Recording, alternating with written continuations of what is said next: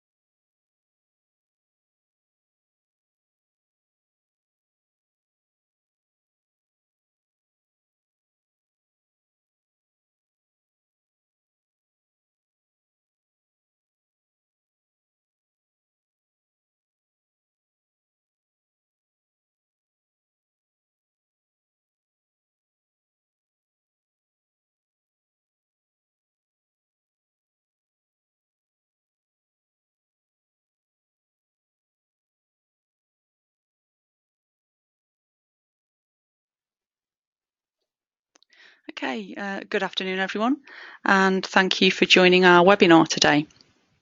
I'm Linda Scott and I'm the Business Manager at Eclipse and the organiser of today's event. So there are just a couple of points I wanted to mention before I hand over to Richard for the presentation. Today we'll be covering some of the key features and enhancements of the latest version of SunSystems version 6.3.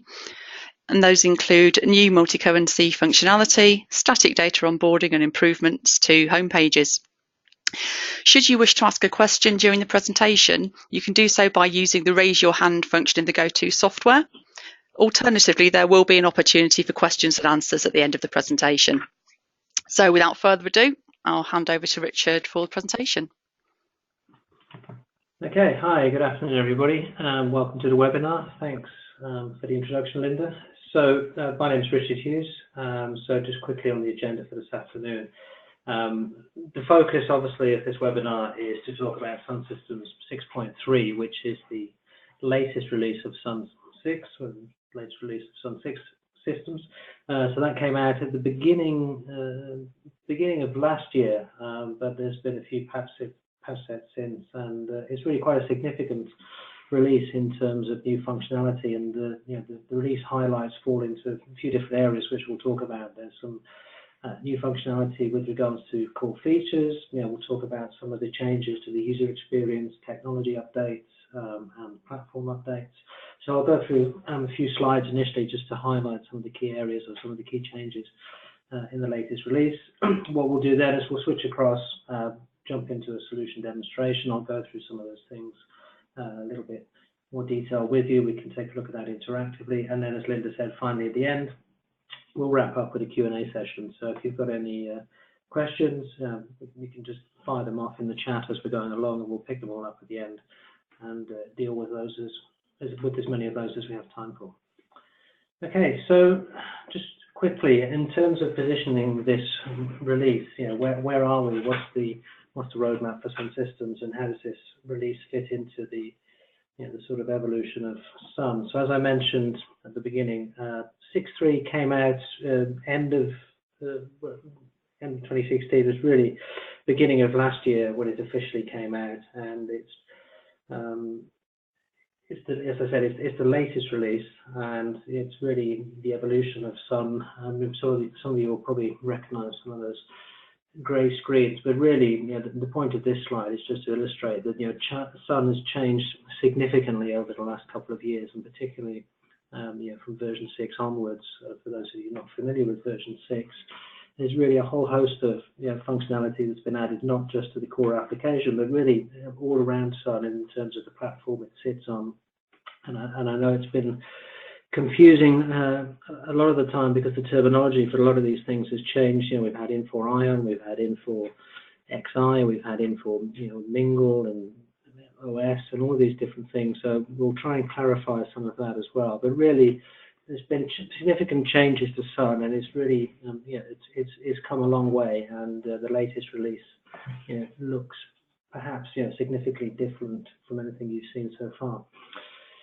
So just in terms, again, I won't go through all of these in detail. We'll send out slides after the webinar if you want to pick up on any of these points in detail. But it's really just to illustrate here that the starting point for 6.3 is obviously what's over here on the left. So just breaking down some of those changes in the release into the different areas. So we've got the the core features, feature enhancements in the core product, things like the static data, onboarding updates, currency rate types, which we'll have a look at, changes to the way ledger import works, withholding tax, obviously not that relevant in the UK, but then we've also got changes in the tech area, compatibility obviously with the latest platforms in terms of Windows 2016, SQL 2016, all of those kinds of things, but also integration with other Infor products, Infor's document management solution, IDM, some changes to what was Mingle, the collaboration platform, and just general performance enhancements, as we'll see, in terms of the application itself, and also, again, in relation to the environment in which it sits, performance enhancements with regards to the reporting layer in SSRS, the way in which the web services work, memory management, all of those kinds of things. There's also been a lot of work sort of going on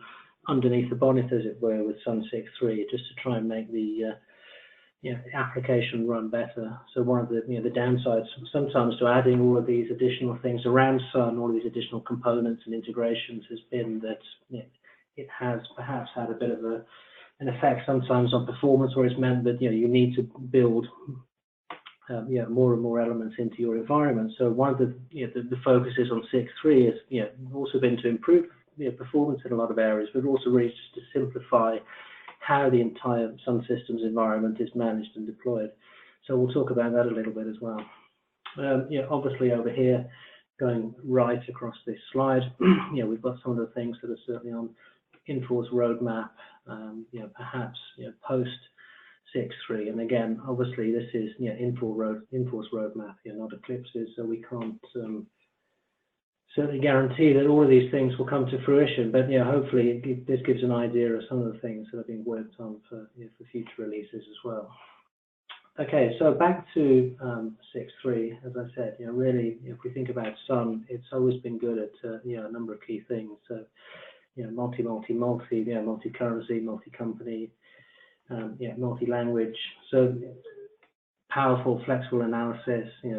All of the things we know and love about Sun, but the idea is really to take all of those things and then build on it, but also to improve Sun in a number of key areas, as I said. So the Infor's sort of philosophy behind this release was to deliver more capabilities, core capabilities within Sun itself. As I mentioned before, to improve and simplify the process of actually deploying Sun and all of these additional components, and also making the upgrade path for existing customers, a lot more straightforward, and also, for us, for example, at Eclipse as partners, if we're implementing this or upgrading customers, it's designed to, streamline the process for us as implementers to upgrade existing customers. Hopefully there's been, what can be considered, improvements to the user experience in terms of the user interface, and if we take a look at the web client in particular, you'll see that that's changed significantly over the last couple of releases, and particularly in 6.3.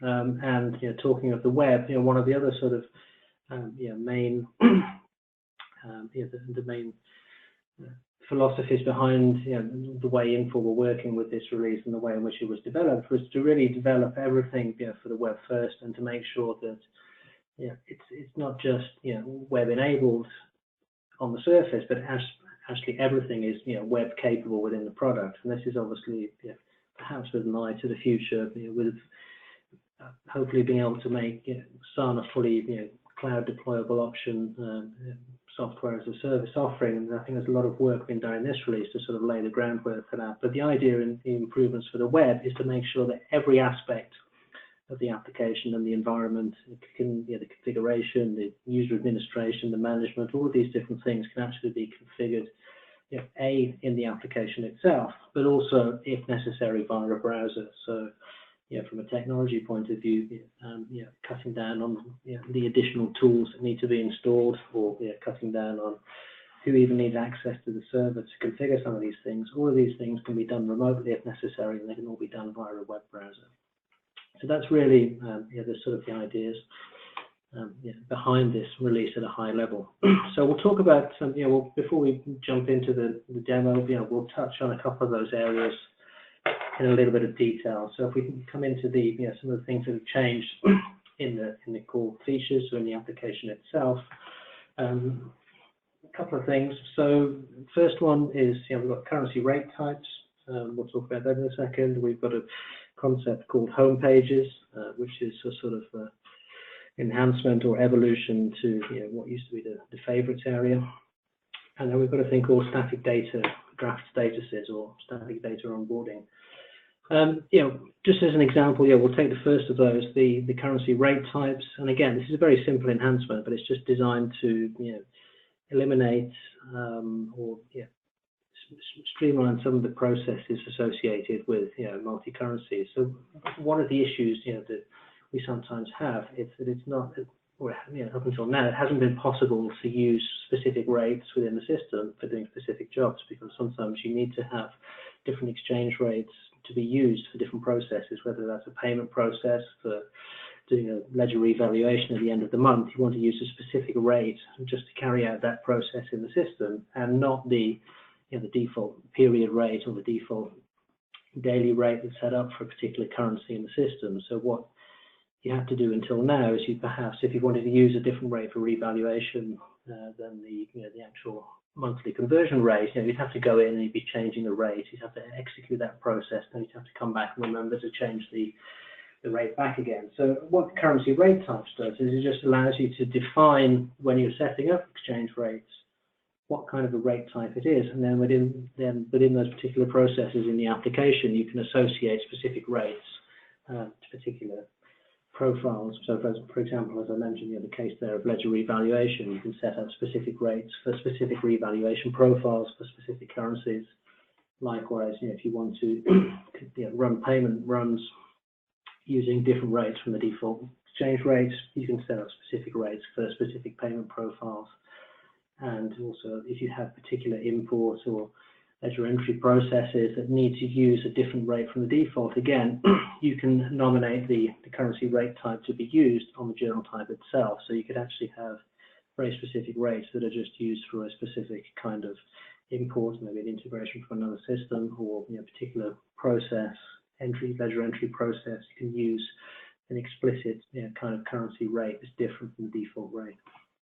So it's a very simple enhancement in terms of certainly the way it's set up. You just have a very simple screen, as we'll see when we go into the demo. Set up a currency rate type. We can then, as I mentioned, when we set up either the period rates or the daily rates, we can say what kind of rate type that exchange rate is that we're setting up. And then within the individual functions, as I mentioned, so within the revaluation profile, payment profile, journal type, whatever it is, you can then choose which rate to use with that particular process. So we'll take a look at that in the demo in a second. One of the other changes is, as I mentioned, is this thing called home pages. So this really just replaces what used to be the favorites area, where favorites was just a way of grouping together commonly used functions, shortcuts to reports, external applications, some of those kinds of things. So home pages just builds on this a little bit, and what it allows you to do is it comes with some sort of pre-built widgets, if you want to call it that, for maybe running inquiries, or for looking at the balance on an account, or maybe running some kind of Q&A query, something like that. But what it does is it utilizes the existing APIs to query SunSystems data and then just present that as widgets on the home page. And these can, of course, be personalized by the user, or they can be extended. You can build your own widgets. So it's really just to add a little bit more meaningful information on the home page when you first land into the system. It's almost like a little dashboard or sort of KPI area where you can use this to look at key indicators for data or accounts, or alerts or tasks or things like this. And of course, you can still have all of the other things, shortcuts to reports, favorite functions, and all those kinds of things as well. It just sort of extends functionality a little bit. So if you think about the traditional SunSystems layout, previous versions of 6, probably it was looking something like this, where you've got a bunch of favorites, possibly grouped together into different categories. What you can do with widgets is you can build on this, and what you end up with is something that perhaps looks a little bit more like this, where you've still got your function shortcuts, but you've got different, maybe different accounts that you're following, balance of the bank account, these kinds of things. If you're using workflow as well, you can even have, if you've got a journal authorization process in there, you can have that monitored in real time on the home page. If you've got tasks, so again, maybe as part of that journal authorization process, you need to authorize journals, then those reminders for you to authorize journals can come up in the tasks panel. You can click on them and it will take you straight into the authorization screen in Sun. So it just, it gives you a little bit more possibility to customize and present information in different ways on the home page, and just allows you to sort of group together some key information, queries and reports onto your home page. So you can just see this as soon as you log in. Okay, so the next one was static data onboarding, or static data statuses as it's called. And again, it's a relatively simple change, but really the purpose of this is really just to introduce a new status of draft for any static data that gets created. So the point of this is, for example, if we're importing a lot of information with accounts, analysis codes, it just allows a process whereby, if necessary, you can introduce a sort of an approval process around, for example, I don't know, supplier creation or something like this. So if you have, you need to segregate the roles and you need to have an approval process, or some other process needs to be done outside of the system before a supplier can be set to a fully open approved supplier, then this allows you to do this. So the point being that what it does is, if you set on certain data types the default status to be draft, that means that if you create new suppliers, then they're only draft suppliers until somebody explicitly goes in and reviews them and sets the record to be open. So it's just a permissions control feature that you can enable, and it can be enabled at a business unit level. It can be enabled on different data types, and it can be managed using the standard user security inside of User Manager.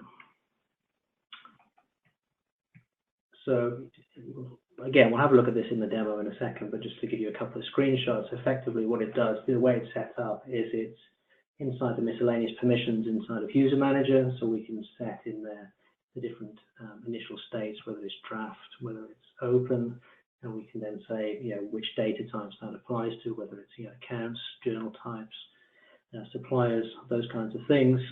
And then when somebody goes in, if they only have permission to create records as drafts, any record they create will just automatically be set to a draft status, and then somebody, as I mentioned, needs to then review that and set it to be a fully open record. A couple of other enhancements, I guess, kind of in the core product, but background functions, or things that weren't background functions previously, but again, I guess come under the category of improving performance under the bonnet, and just sort of streamlining the overall process for end users.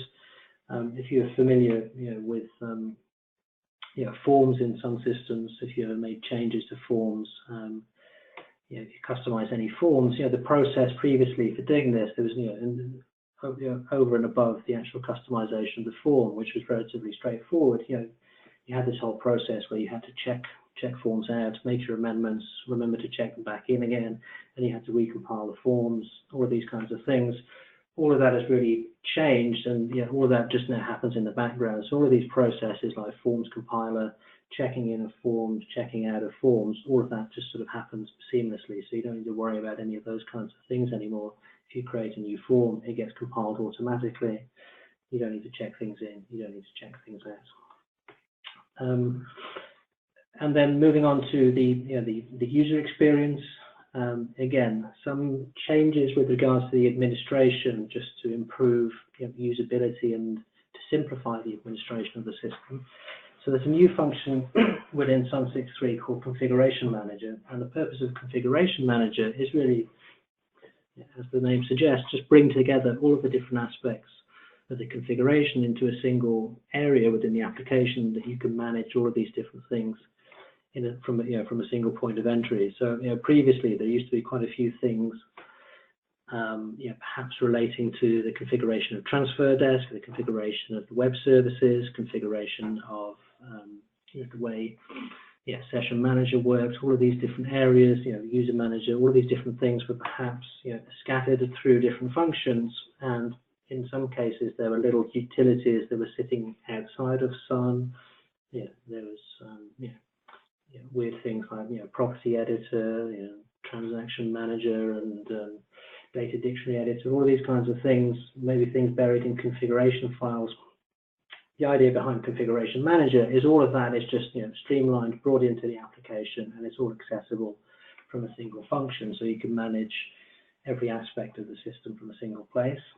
And then in addition to that, there's been some enhancements and changes to the business unit administration function as well. So the business unit administration was a function that was introduced in 6.2, and again, the purpose of introducing that was in itself to sort of simplify all of the functionality around the creation and management of business units.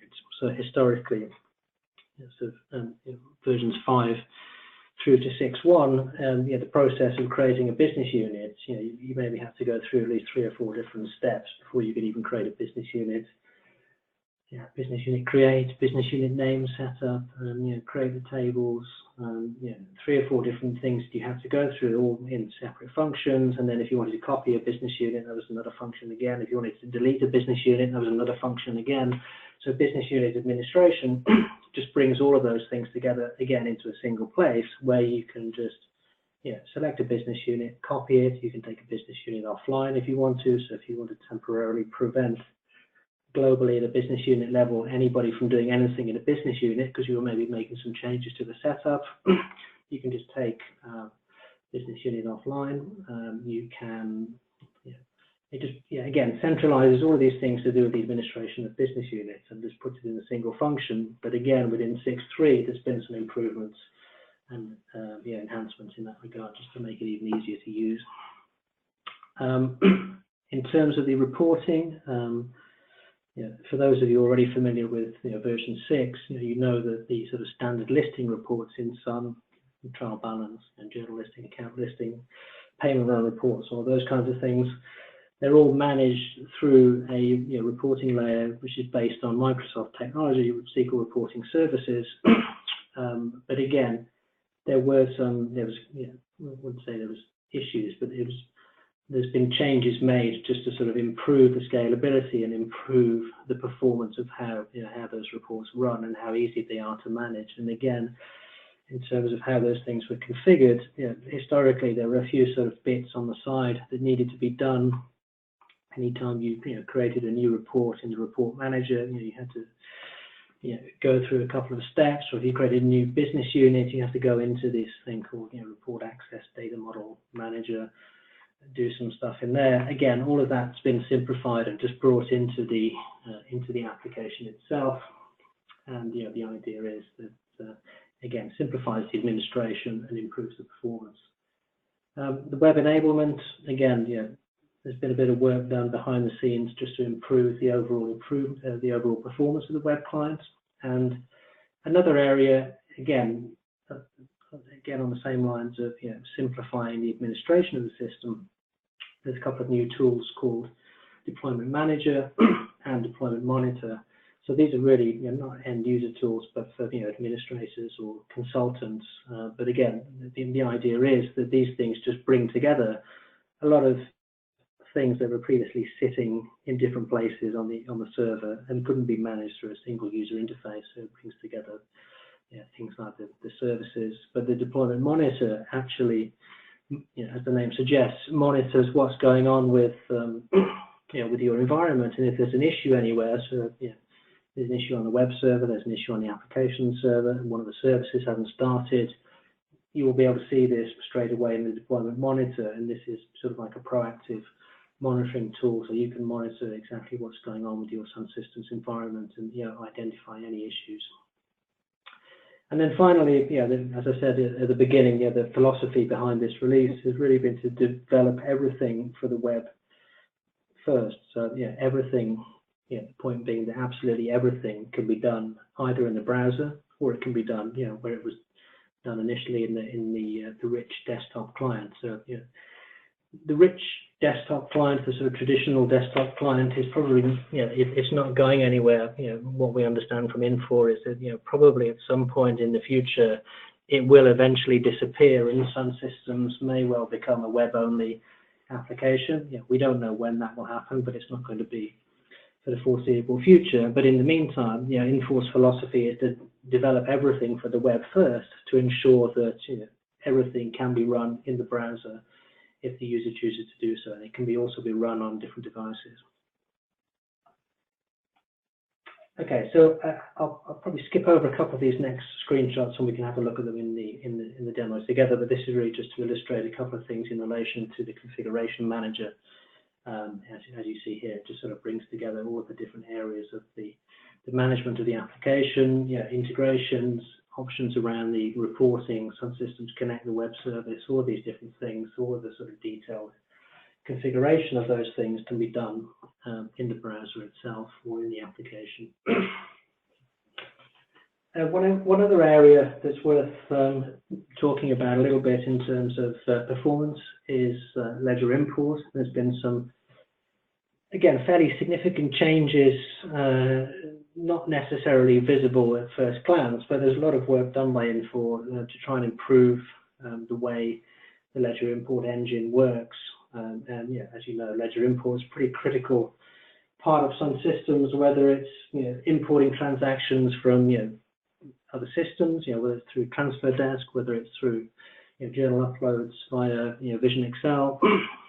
In certain situations, the way in which those imports were managed, potentially can be quite time consuming. So a lot of work was done to really focus on reducing the amount of processing, both in terms of resources and processing in terms of time frame it takes to process any transaction that goes in through ledger imports. So the upshot of this is that there has been a significant significant change in which the way the ledger import functionality works, and it's all to do a lot with the way in which memory is used by the system. But as I said, the headline or the upshot is that there's a significant improvement in ledger import, and whether that's a 2-line import or whether it's 1 million lines, and whether that's coming in from Vision Excel or whether that's coming in through transfer desk, it's at a global level. So typically, and this has been sort of borne out by Infor's testing, on average, any import through ledger import is going to be at least 2 to 3 times quicker than it would be on a previous version of Sun, whether that's 6.1, 6.2, 5. So there's been some significant changes there. What it does mean, just in terms of uploading from Vision, the way that works is the way that Vision Excel processes journal uploads now is slightly different in 6.3. The end result is the same, but what it does is it doesn't use the for people that are interested in this, it doesn't use the ledger import control desk. It just uses SSC, the SunSystems Connect web service, directly.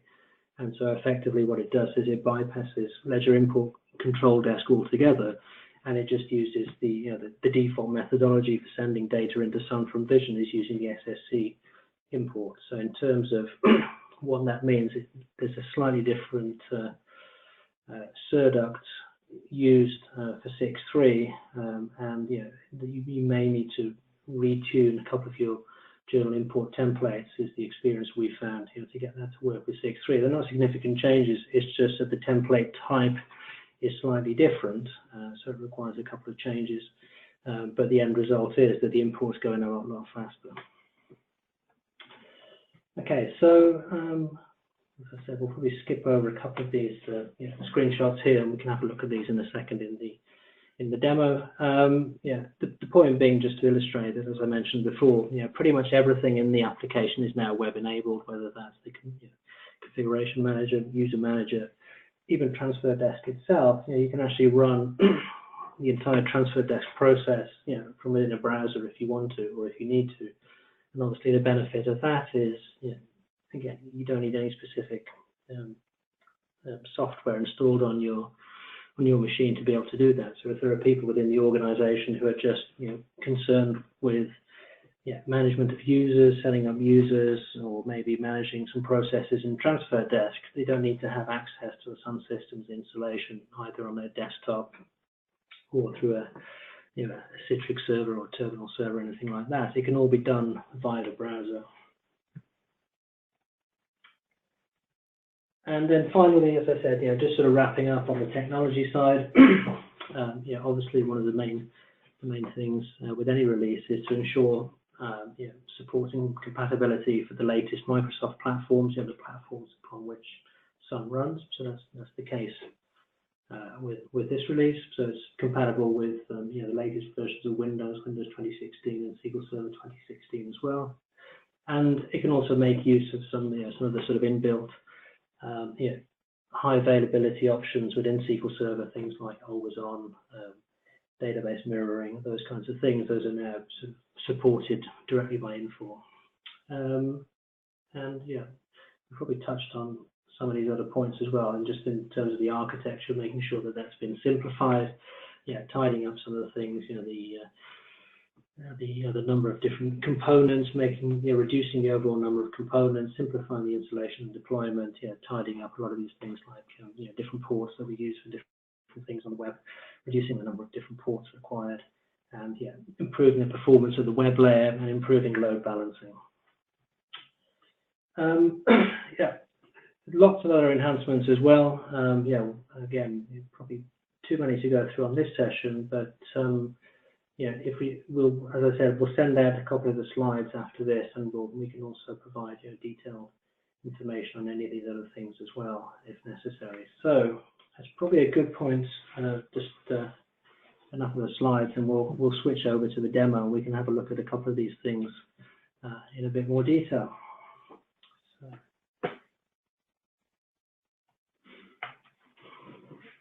Okay, so we'll start off, and we'll just start off in the traditional desktop client, so the SunSystems that we all know and love. And if I can remember the password. So this is the desktop client in Sun 6.3, so not overly different from 6.2, maybe a little bit different if you're coming from 6.1 or a version prior to that. But while we're in here, just take a look at a couple of those things we talked about. So if we have a look in the common area here, one thing I didn't mention, we have this concept of financial calendars. I think this was initially introduced in 6.2, but again, it's sort of been expanded a little bit in 6.3. So financial calendars, as you know, Sun has always been sort of fairly flexible in terms of what you do with periods, how you open and close periods. There's no sort of hard and fast rules for what you need to do at year end. But what financial calendars does is it just allows you to be a little bit more specific, and if you need to, you can set up very specific financial calendars. So you may have, within certain periods, certain periods that don't necessarily go, from the first to the last day of the month. You may have exceptions in the year, or you may have different exceptions based on different business units. So what financial calendars allows you to do is it really just allows you to define, specific financial calendars, and then within that you can set up, different financial years. And it may be something straightforward, a calendar year, but it may be, as I said, you may have different dates or different exceptions within a year that apply to different business units. So the concept of financial calendars just allows you to be quite specific with what you do on that. You can obviously, you could assign this, as it says here, on a business unit level. So it just allows you to be different, be a little bit more specific with the way in which you set up financial periods. And you can see here, you can also define, you can also manage through here again some of the things, total number of periods in the year, whether there's going to be a year-end adjustment period. You can give alternative names in different languages for the different periods as well. The number of adjustment periods and the specific dates within a given period. So that was something that was introduced in 6.2, but it's been, as I said, expanded upon a little bit in 6.3. So the concepts of financial years and financial calendars is something we didn't mention. There's also now an option to close a financial year. Again, this is, if we look at this, we'll just have a look at one of these. Again, this is, SunSystems has always been sort of fairly flexible in terms of, what you do at a year end. And as I said, there's no, unlike some other systems, there's not a particular process you have to follow. All the closed financial year does in here is it's not going to do any year-end postings for you. It's not going to generate any transactions. All it's going to do is it's just going to close off, all the periods within a financial year for posting, and it's just going to prohibit access to that. And it's also going to maintain an audit trail of exactly what's been done, who did it. So it's really more for audit purposes than anything else. It's not going to generate any transactions, but again, it's it is an option that was requested by quite a few people, so it's been added in. And obviously, if you close a financial year, you've also got the option to reopen a financial year if necessary. But again, that goes through a sort of audit process, and you can limit all of this via the security in terms of who has permissions to close financial years. The currency rate types that we talked about earlier on. So again, as I mentioned, it's a fairly simple setup in there. So you just set up a rate type, and then if you were then setting up the rates, within currency period rates, for example, you can see here when I set up a new exchange rate, when I set that up, I just need to choose whether it's the default rate, whether it's going to be a different rate type, whether it's a month-end rate, whether it's a rate to be used in revaluation. So fairly simple in terms of the setup, but that's in there under the currency section.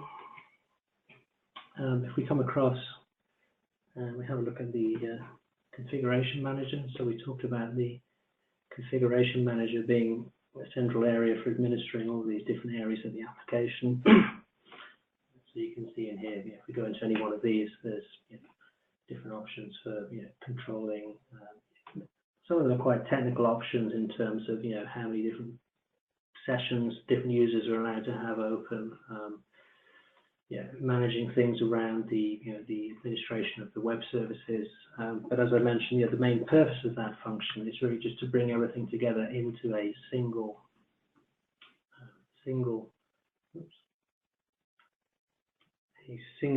screen, so that you can manage all of those things from a single place. Whether it's anything to do with the reporting, whether it's to do with SunSystems Connect, all of those things can be managed. Even the Tomcat settings, things like that, timeouts on web services, email addresses to be used for error handling within SSC. All of those things can be done from a single function, which is the configuration manager. So, the rich client itself probably hasn't changed that much. If we switch across and we have a look at the web client, you'll see that this, the web client in 6.3 probably looks a little bit different from previous versions. So if we come out of here and we go into the web client, what we'll do first of all, we just start up the browser.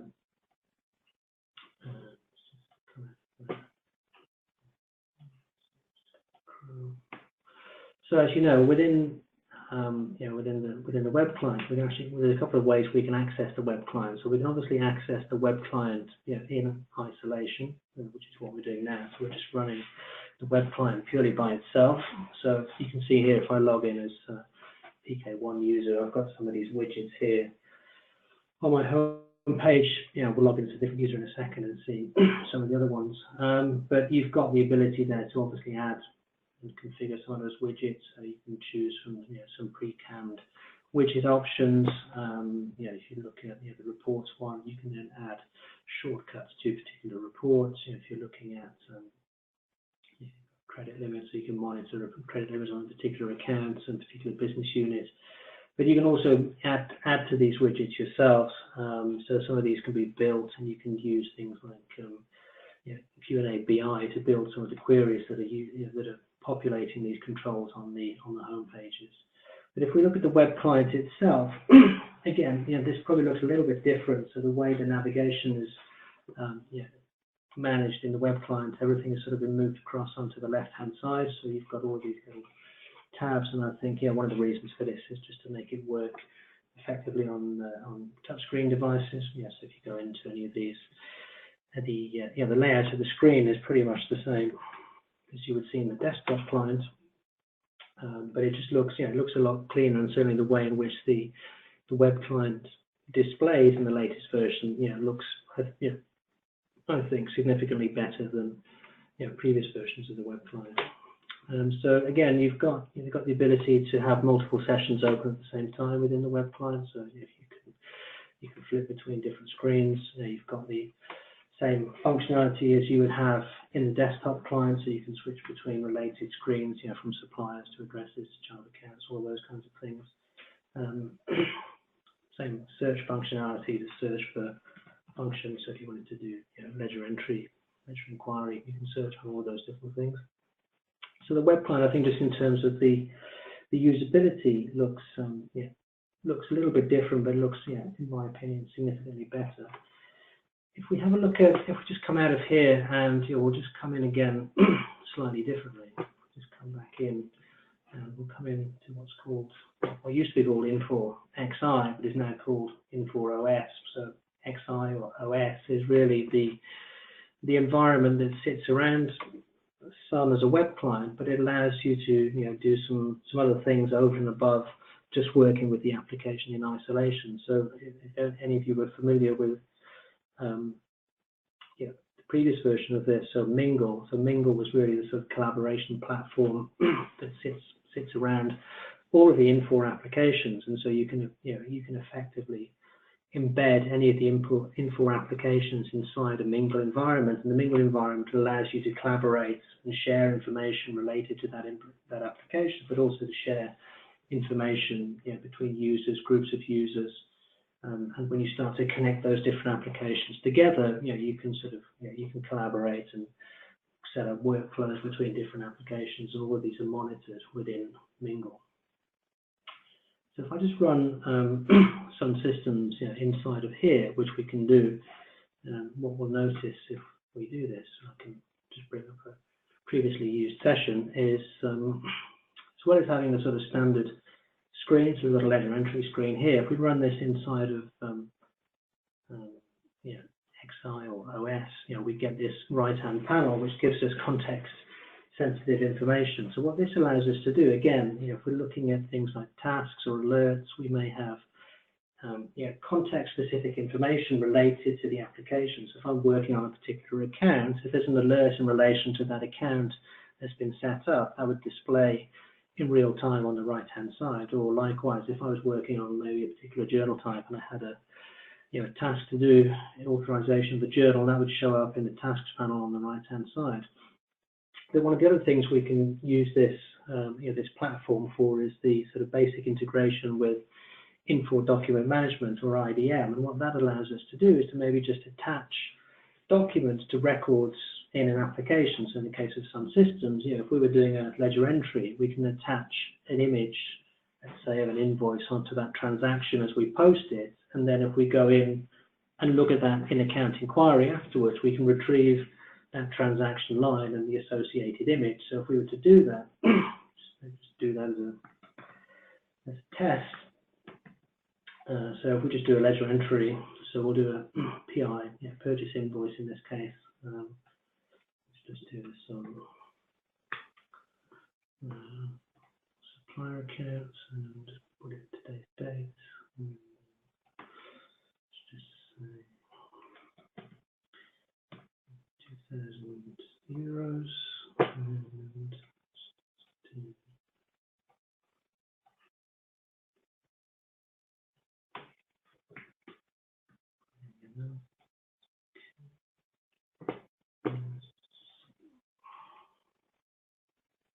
so we'll just create a ledger entry, and then if we just attach maybe a copy of the invoice to that line, the supplier line on the invoice there.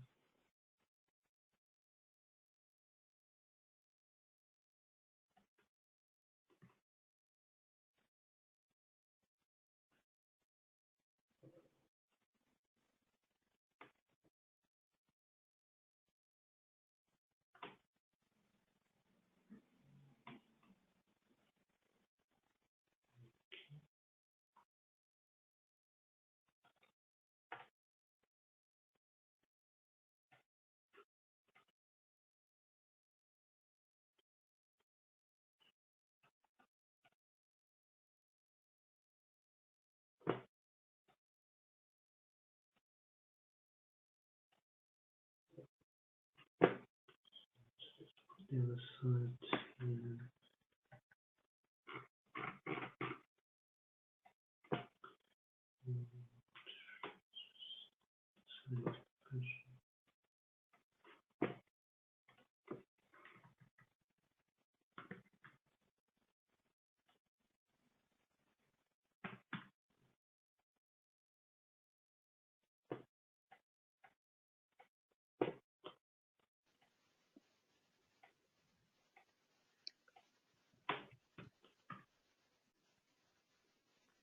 Just to let you know, Richard, we have reached our 45 minutes.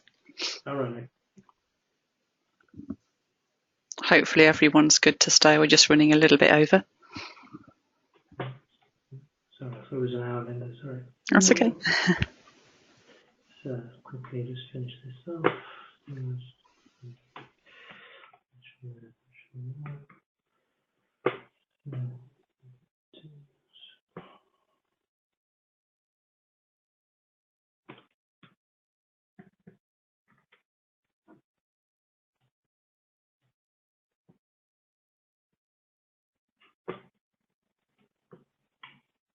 Okay, so let's just attach. So what we can do is we can attach the scanned image on here.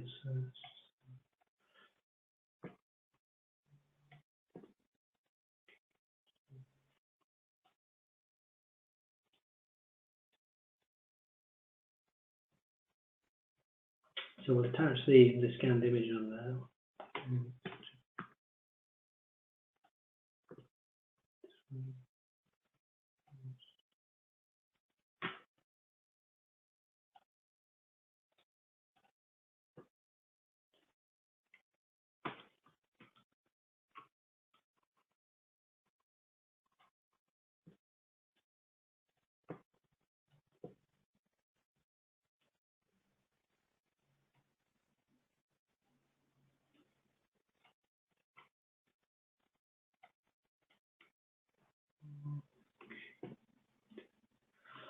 Okay, well,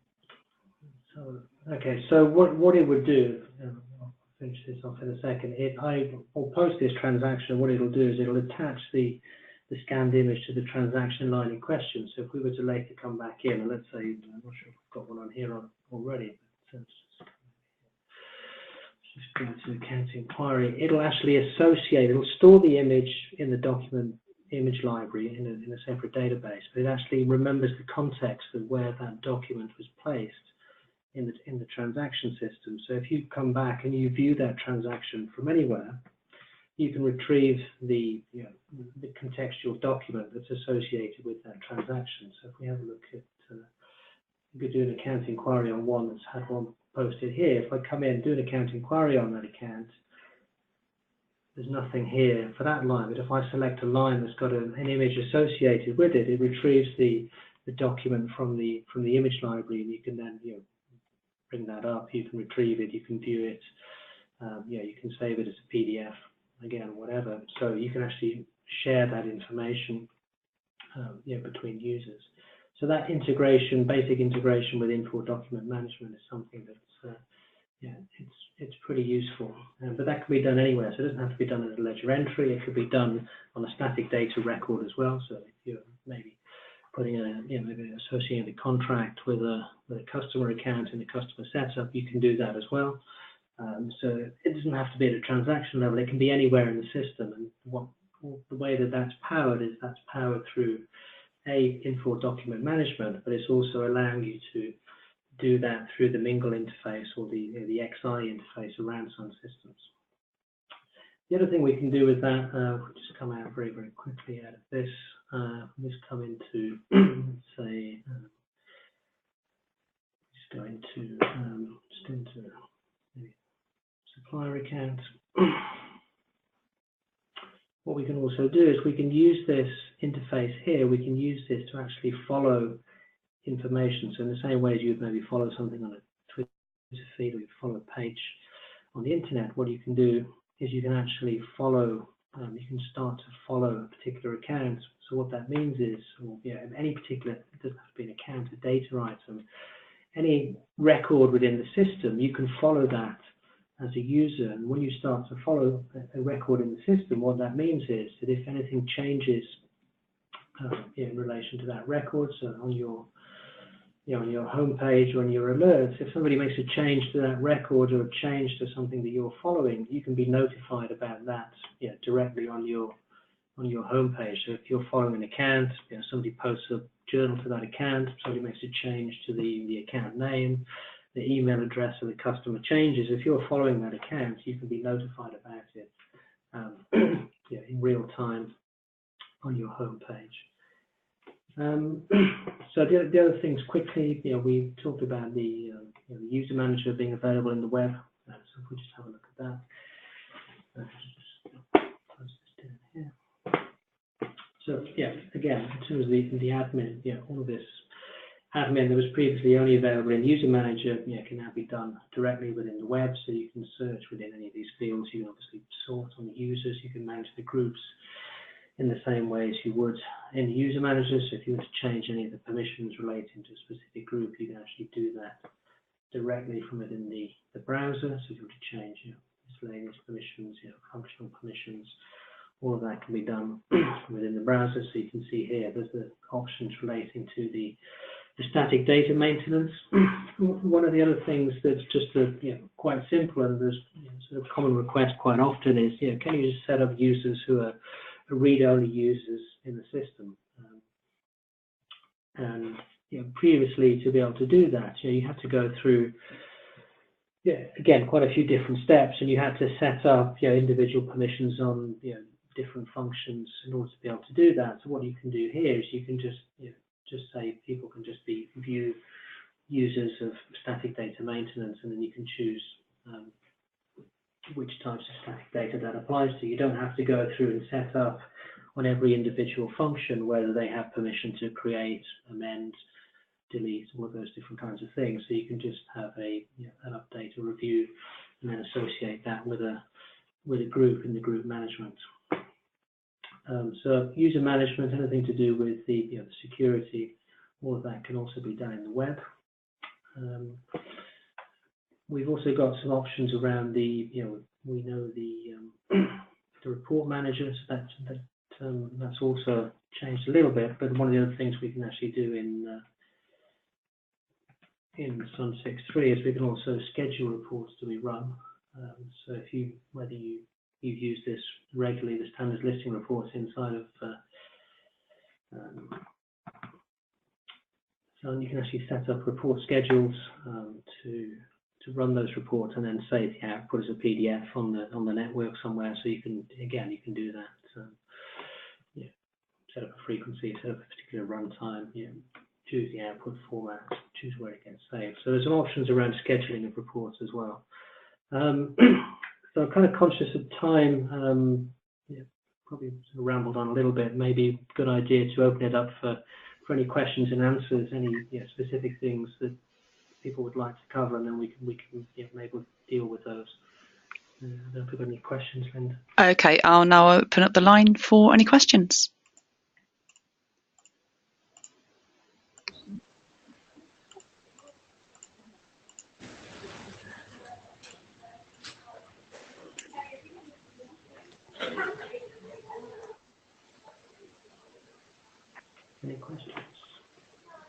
Any questions for Richard?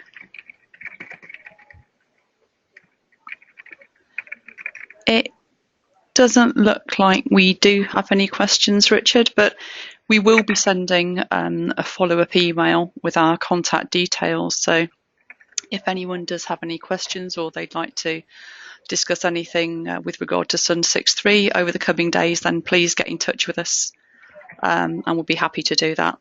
Equally, if you'd like to have a one-on-one session that goes into a little bit more detail, or you have any specific queries, then we'll be happy to answer those for you.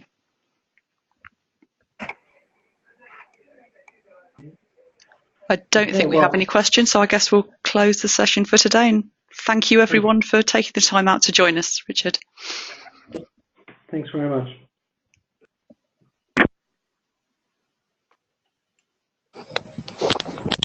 I can't answer the question. I have a question because I haven't got any microphones. But my question.